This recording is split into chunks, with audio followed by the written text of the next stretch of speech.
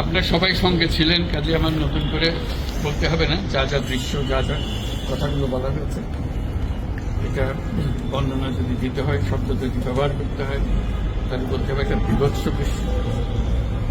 এটা মানুষের মনুষ্যত্ববোধ বলে কোনো জিনিস যা আছে, সেটার থেকে বহু গভীরে নিয়ে গেছে। এটা নিশ্চিন্ন করার জন্য মনুষ্যত্ববোধ যেন করে না, নৃশংস প্রতিটি জিনিস যে হয়েছে এখানে, যতটাই শুনি অবিশ্বাস্য মনে হয়। এটিকে আমাদেরই জগৎ, এটিকে আমাদেরই সমাজ, আমরা এটা বললাম। এবং যারা নিগৃহীত হয়েছে, যারা এটা শিকার হয়েছে, তারাও আমাদের সঙ্গে আছে। তাদের মুখের থেকে শুনলাম কিভাবে হয়েছে। কোনো ব্যাখ্যা নেই। এটা ব্যাখ্যা থাকলে কিছু একটা হলে মানুষ বোঝে যে এটার কারণ ছিল। এটা বিনা কারণে রাস্তা থেকে উঠিয়ে আনা, বিনা দোষে কতগুলো সাক্ষী সাবুত হাজির করে সেই এক্সপ্লোসিভ কতগুলো গাড়ির মধ্যে ঢুকে দিয়ে তারা বলছে তুমি সন্ত্রাসী, জঙ্গি, এগুলো বলে বলে তাকে নিয়ে আসা হয়েছে। এবং এইরকম ইন্টারোগেশন সেল, এরকম টর্চার সেল, এরকম টর্চার সেল সারা বাংলাদেশ জুড়ে আছে। সেটাও শুনলাম আজকে। আমার ধারণা ছিল যে এটা বোধহয় এখানে আয়নাগর বলতে যে কয়েকটা আছে, এখন শুনতেছি আয়নাগরের বিভিন্ন ভার্সন সারা দেশ জুড়ে আছে। কেউ বলতে 700, কেউ বলে 800। এটি সংখ্যাও নিরূপণ করা যায় কতটা আছে, কতটা জানা আছে, কতটা অজানা রয়ে গেছে সেই জিনিস। আমরা এমনি শুনি আইএমএ জাহেলিয়াত বলে একটা কথা আছে। এই গত সরকার এই আইএমএ জাহেলিয়াতকে প্রতিষ্ঠিত করে গেছে সর্বক্ষেত্রে। এটা তার একটা নমুনা।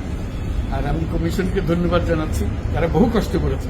অন্যান্য কমিশন তো তারা করেছে, অন্তত তারা নিজেদের ঘরে বসে করতে পেরেছে। এদেরকে গুম কমিশনের যেটা, তারা কোদালা এগুলো আবিষ্কার করার জন্য আসতে হয়েছে, তাদেরকে বের করার জন্য। কিসের মধ্যে গিয়েছিল, কারা কি করেছে, এখনো ধ্বংসাবশেষ আমরা দেখতেছি।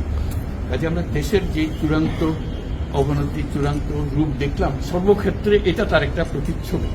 কাজে গুম কমিশন যেটা আমাদের সামনে নিয়ে আসলো, সেটা হলো যে কি পরিমাণে একটা দেশকে সর্বদিকে ধ্বংস করা যায়, এমনকি মানুষের একেবারে সামান্যতম যে মানবিক অধিকার, সেটুকু থেকে বঞ্চিত করে রেখে দেওয়া হয়েছে।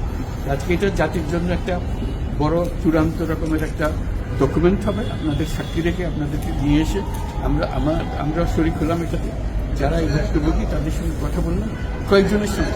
ভুক্তভোগীদের সংখ্যা আমার জানার মতো 1700 প্লাস, 1750 প্লাস এরকম যারা ভুক্তভোগী। অজানা কত এটা তো আমরা আর জানি না। কেউ বলে যে এটা 3000-এরও বেশি। কাজে সেটাও আমরা ধরে নিলাম যে একটা সীমারেখা দরকার, যেটা আমরা অজানা, কেউ প্রমাণ দিতে পারিনি। এই যে উদাও হয়ে গেছে, মানুষ নিশ্চিন্ন হয়ে গেছে, কেউ বলতে পারছে না সে কোথায়। তার মেয়ে আপনাদের সামনেই ছিল আজকে, কি বলছে আমার মাকে কোথায় নিয়ে যাওয়া হয়েছে আজ 9 বছর ধরে। 9 বছর ধরে আমরা খোঁজ পাই। সে নিজেও ছিল 11 বছর বয়সে ছিল, মায়ের সঙ্গে ছিল, তাকে রেখে মাকে নিয়ে চলে গেছে। এই হলো সামান্য একটা দৃশ্য। এই দৃশ্য বড় করুণ দৃশ্য। এবং এটার কঠিনতম যে লেসনটা হলো, যারা করেছে তারা আমাদেরই সন্তান, আমাদেরই ভাই, আমাদেরই ঘনিষ্ঠ আত্মীয়, তারাই করেছে। এবং আমরা এই সমাজকে যদি এর থেকে বের করে না আনতে পারি, তাহলে এই সমাজ তো টিকে থাকবে না। যে এইভাবে যদি আমাদের হয়, আমাদের সন্তানরা যদি এগুলো করে, এবং তারা যদি এইরকম কাজ করতে পারে, যে মানুষের পক্ষে যেটা সম্ভব। একজন বলছিল যে খুপড়ির মধ্যে তাকে রাখা হয়েছে, গ্রামে তো মুরগির খাঁচা চেয়ে বড় হয়। এরকম অবস্থা, মুরগিও নড়াচড়ার যেরকম জায়গা হয় না, ওরও নড়াচড়ার কোনো জায়গা নেই। ওকে ব্যবস্থা রাখা হয়েছে, মাসের পর মাস, বছরের পর বছর তাকে ব্যবস্থা রাখা হয়েছে। এটা মানুষের সামনে এখন বিচার রইল, কিভাবে আমরা আবার নতুন করে সমাজ করতে পারি, যাতে করে আমরা এই যে এটা আমাদের সবারই অপরাধ, যেটা হতে দিয়েছি আমরা এসেছি। আজকে আমরা মুক্ত হলাম, সে মুক্ত বাংলাদেশে আমরা যেন নতুন করে আবার সমাজ করতে পারি। এটার থেকে একেবারে অতি দূরে যেন আমরা চলে যেতে পারি। এটার নমুনা, এটার সাক্ষী, এটার যে ডকুমেন্টেশন গুম কমিশনের রিপোর্টের মধ্যে থাকবে, এবং এটা অবশ্য পাঠ্য হিসেবে সবাইকে পড়তে হবে, এবং তাদের যারা করেছে তাদের বিচার করতে হবে। তা না হলে আমরা নিষ্কৃতি পাবো না এটার থেকে। এই যে কাজগুলো করে গেল তারা, তা না হলে আমরা আবার মুক্তভাবে বলবো কি করে যে আমরা এই দেশের মানুষ, আমরা পরিষ্কার। যারা করেছে তাদের জন্য আমরা কেন মুক্ত হতে যাব? তাদের সে বিচার করবো, জনসাধারণ বলবে যে এখন উচিত বিচার হয়েছে, তখন আমরা এটার থেকে মুক্ত পাবো। সেটাই হলো আমাদের আবেদন দেশের সবার কাছে, এই বিচারটা যেন আমরা করে ফেলতে পারি। দেওয়া হবে যাতে আইসিটি এজেন্সিটা ব্যবহার করতে পারে স্কুল না নিয়ে। এইগুলো সব এভিডেন্স যা যা আমরা দেখলাম, সেই এভিডেন্সগুলো সিলগালা করে রাখা হবে যাতে করে কেউ বিনষ্ট করতে না পারে, যখন বিচারের কাছে যে একটা প্রমাণ হিসেবে ব্যবহার করতে পারে সেই হিসেবে আমরা থাকবো। একটা কোশ্চেন দুইটা কোশ্চেন করতে দিতে হবে। এটা এই বড় স্টোরিতে আমি এক কোশ্চেন করব। মাননীয় প্রধান উপদেষ্টা, দুইটা প্রশ্ন।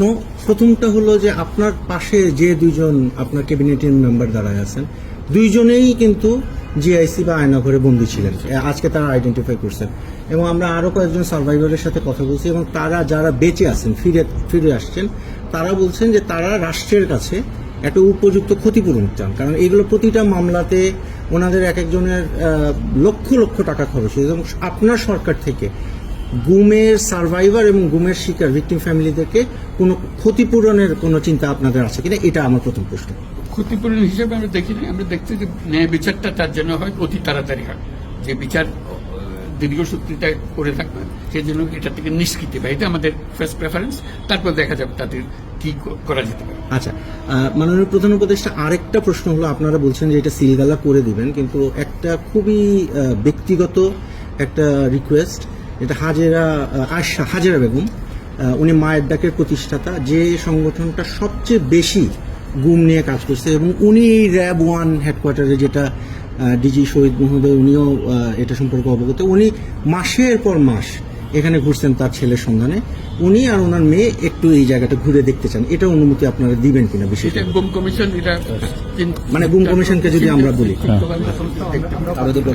আইসিটির সাথে আসলে আলোচনা করতে হবে, এগুলো এখন তদন্ত না মানে মানবিক কারণে আমি যে এটা ওনারা দেখবেন এখানে অনেক কিভাবে অর্গানাইজ করা হবে সেটা আসে, কারণ উনি এখানে অনেকবার আসছে এবং কথাবার্তা না না, ওর দেখা ভালো, তার অন্তত মনে একটু পরিষ্কার হবে, চোখে দেখতে স্যার, এটাই মানে এই ভদ্র মহিলা তার জীবনটা ফিরিয়ে দিতে পারবো না যে জীবনের মাধ্যমে সে গেছে, অন্তত দেখলে মনে সান্ত্বনা হবে। আমি জায়গাটা দেখে এসেছি, ওই মেয়েটা যে বাচ্চা মেয়ে যে বলতেছেন, আমার মাকে আর দেখতে পেলাম না, কোথায় চলে গেল, আজ পর্যন্ত কেউ খবর দিতে পারলো না সে বেঁচে আছে না মরে গেলে কোথায় আছে।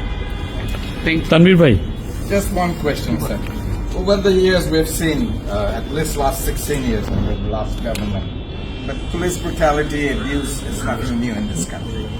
What sort of mechanism you have created as a part of the reform so that this doesn't happen in future, whether under elected government, caretaker government, or any sort of government? The whole existence of this government is because of this, that we don't want to stay in that darkness that has been created around us. So we want to create a new environment, new, as we say, new Bangladesh, as the students have been claiming all the time. So that led to the reform commissions. One of them is this disappearance commission, which led us to see this thing. If we didn't have that commission, probably it will be just a storytelling. Nobody will believe, somebody will say yes, somebody will say no. Now they have concrete proof, and now they will go to the justice.